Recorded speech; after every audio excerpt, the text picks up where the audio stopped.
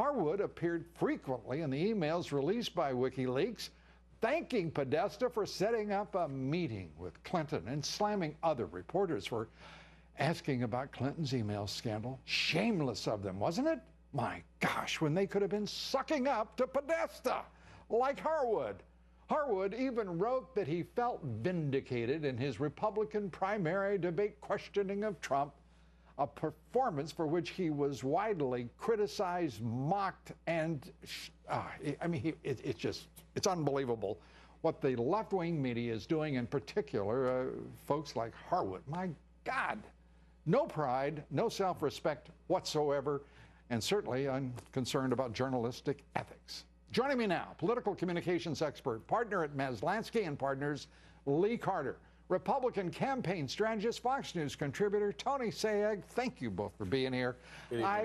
This is an extraordinary night because we're looking at these polls closing, the electoral maps, as Arne in Michigan was just here talking about the Fox News map. This thing is getting awful tight. It is awfully tight. And I was just spending all this time looking at the numbers, trying to figure out what's going to happen. And there's some critical states that have turned today.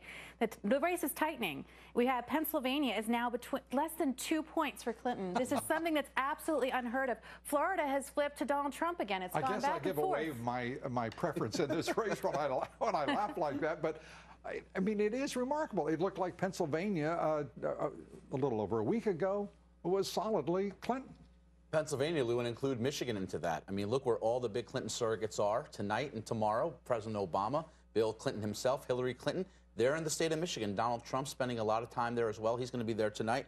So now you have two humongous electoral scores in Michigan and Pennsylvania, 20 and 18 electoral votes respectively, up for grabs. So when you talk about what does Donald Trump need beyond those critical swing states that we already talk about a lot, North Carolina, Florida, Ohio, he could solve a lot of problems winning one of those two states between Pennsylvania and Michigan, and that's why you see the Clinton campaign extremely worried at this 11th hour. And the Clinton campaign is quick to talk about, well, our ground game is better, this is, you know, all of this.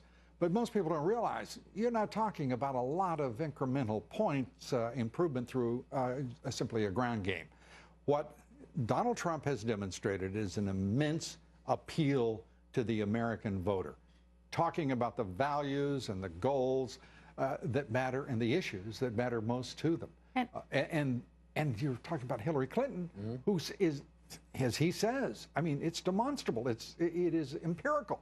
She is the most corrupt presidential candidate in the modern era of this country. So she might have ground game. There's no question that she has the infrastructure, the operations, but she doesn't have the message and she doesn't have the hearts of people. When the thing that I am looking at the most is the enthusiasm of supporters, and she has a 10-point deficit in enthusiasm. Enthusiasm, the thing that's going to drive people to the polls. What do you think that's understated? 10 points? Look, I think when you really look at the deep crosstabs of this election, Hillary Clinton needs a Barack Obama-style turnout from 2012, which was less, by the way, than 2008. She's not getting it. African Americans are turning out by less significantly in North Carolina and Florida, according to early voting. And in Ohio, Lou, she's even almost within single digits of Donald Trump with women. That's not good for her. And young voters. Why do you think the president today, President Obama, is campaigning at University of Michigan, Ann Arbor? They were at University of Pittsburgh today. This is because they're not getting that same millennial enthusiasm for Hillary Clinton that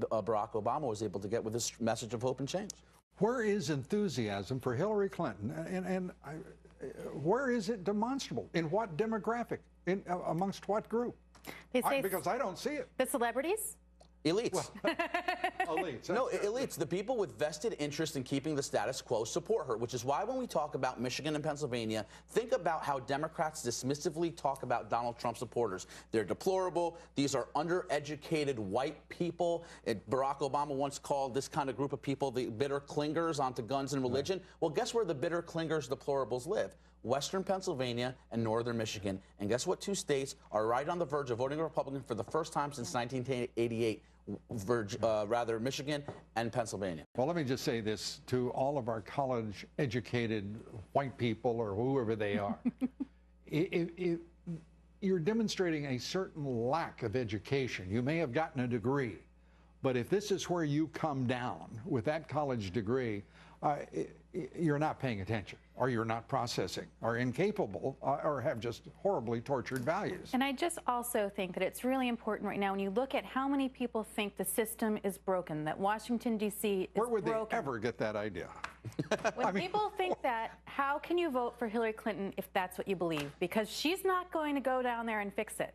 This works to her advantage, and that's one of the things that I hear from voters over and over again. Whether or not they like Donald Trump, they say we need something different down there. What do you think of a president who stands in front of cameras and says to illegal immigrants, please vote? Yeah. And we won't prosecute you. This is absolutely illegal what he's doing. It's immoral, it's unethical, and not a frankly, I didn't see a major mainstream media outlet even deal with the issue of the president. He also said you must be sexist if you're not going to vote for Hillary Clinton. So did Bubba. And he knows something about that. President Obama is the president that at one point actually bragged about having the most deportations, and now he's encouraging illegal immigrants to vote. Yeah. Look, Lou, the macro dynamics of this election have never changed. It's a change year. People are dissatisfied with the economic direction of this country. They're worried about our national security, and this aligns perfectly for a candidate like Donald Trump. So with this national race now under 5 points, he's within that striking distance to certainly win a pretty significant victory. Tony, great to have you here. Lee, great to have you here. Great to be here. Good to see you both. Thank you.